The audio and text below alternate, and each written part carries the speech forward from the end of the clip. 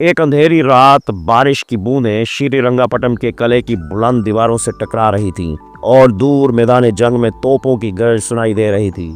قلعے کے اندر ایک مرد جری اپنی تلوار پر ہاتھ رکھے اللہ سے فتح کی دعا مانگ رہا تھا۔ یہ کوئی عام حکمران نہیں تھا، یہ تھا ٹیپو سلطان، شیر میسور، جس کا نام دشمنوں کے دل میں خوف پیدا کرتا تھا اور جس کے انصاف کا چرچا اس کی ریاست کے کونے کونے میں گونجتا تھا۔ اس کے فیصلے، اس کی جنگیں اور اس کی حکومت ایک ایسے اصول پر کھڑی تھی جو ہر لمحہ اسے طاقت دیتا تھا: عدل اور ایمان۔ یہ ایک کہانی ہے ایک ایسے بادشاہ کی جس نے اسلام کے اصولوں کو اپنی حکمرانی کا ستون بنایا اور اپنی آخری سانس تک ان کے لیے لڑتا رہا۔ ٹیپو سلطان 1751 میں دیوان حلی، موجودہ بنگلورو کے قریب میں پیدا ہوئے۔ وہ سلطان حیدر علی اور فاطمہ فخر النساء کے بیٹے تھے۔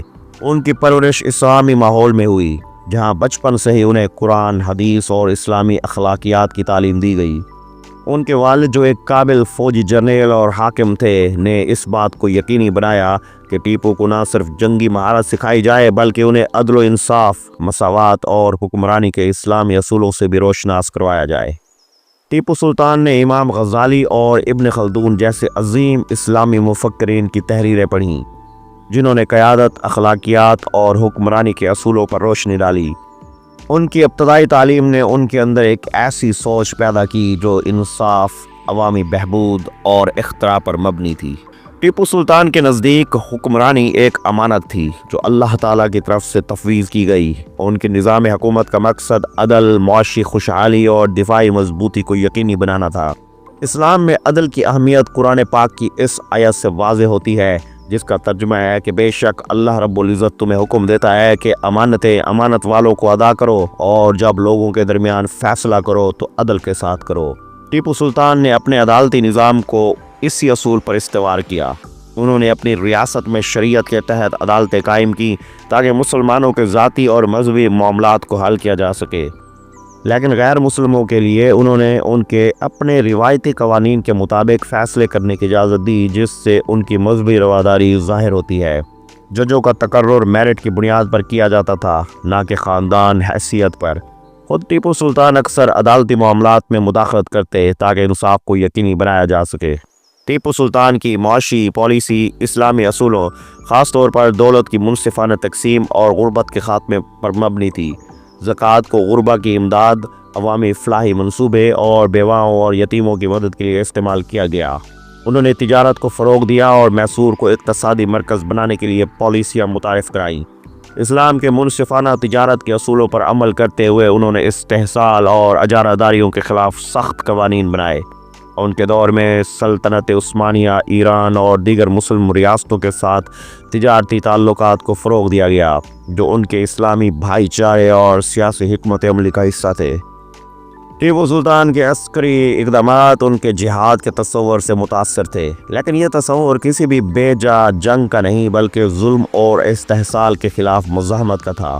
ان کے لیے برطانوی ایسٹ انڈیا کمپنی کے خلاف جدوجہد نہ صرف قومی آزادی کی جنگ تھی بلکہ اسلامی اصولوں کے تحت ایک مقدس فریضہ بھی۔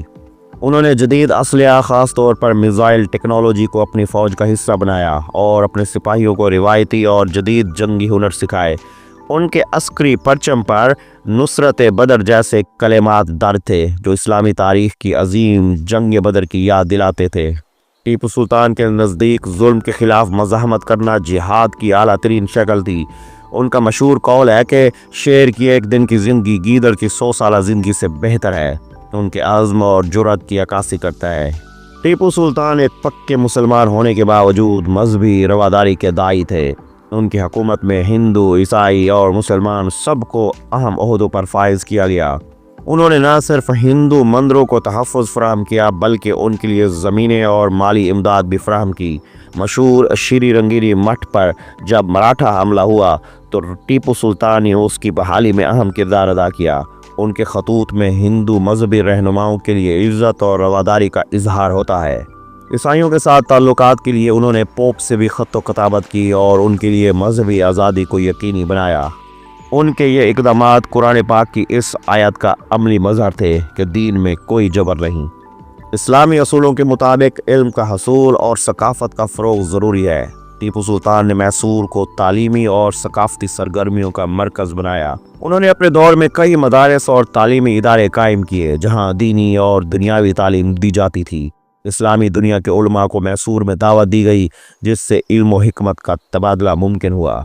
साइंस और टेक्नोलॉजी में उनकी दिलचस्पी गैर मामूली थी।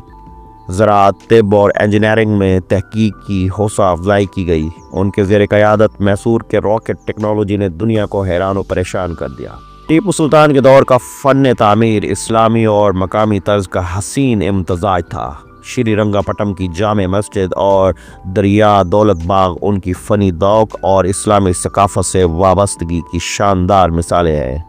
उनके महल की दीवारों पर जंगों और दरबारी ज़िंदगी के मनाजिर की अक्कासी की गई थी, जो फ़ारसी, मुग़ल और जनूबी हिंदुस्तान आर्ट के इम्तज़ाज को ज़ाहिर करते हैं। टीपू सुल्तान ने ख़ुद को आलिम इस्लामी उम्मत का हिस्सा समझा और दीगर मुस्लिम हुक्मरानों के साथ ताल्लुकात कायम किए। उन्होंने सल्तनत उस्मानिया, ईरान और नेपोलियन बोनापार्ट से ख़त किताबत की ताकि बरतानवी इस्तेहसाल के ख़िलाफ़ मदद हासिल की जा सके। उनके खतूत में उम्मत के साथ यकजहती और मुस्लिम ज़मीनों के दिफा का जज्बा नुमाया था। 1799 में जब चौथी एंग्लो मैसूर जंग में टीपू सुल्तान शहीद हुए तो हिंदुस्तान में आज़ादी की एक बड़ी उम्मीद भी ख़त्म हो गई, लेकिन उनकी विरासत आज भी जिंदा है। टीपू सुल्तान की हुकूमत में इस्लाम के असरात हमें क़यादत के इस्लामी असूलों के अमली नफाज की याद दिलाते हैं। उनकी जदोजहद, इंसाफ, तालीम और रवादारी पर मबनी एक मुआशरे के क़याम के लिए बहुत ज़्यादा ज़रूरी थी। उनकी ज़िंदगी इस बात की गवाही देती है कि ईमान की ताकत जुल्म के खिलाफ मज़ाहमत और अदल के क़याम के लिए कितना अहम किरदार अदा कर सकती है। टीपू सुल्तान का दौर एक बादशाह की हुक्मरानी नहीं बल्कि इस्लामी असूलों पर मबनी एक मिसाली निज़ाम की यादगार है।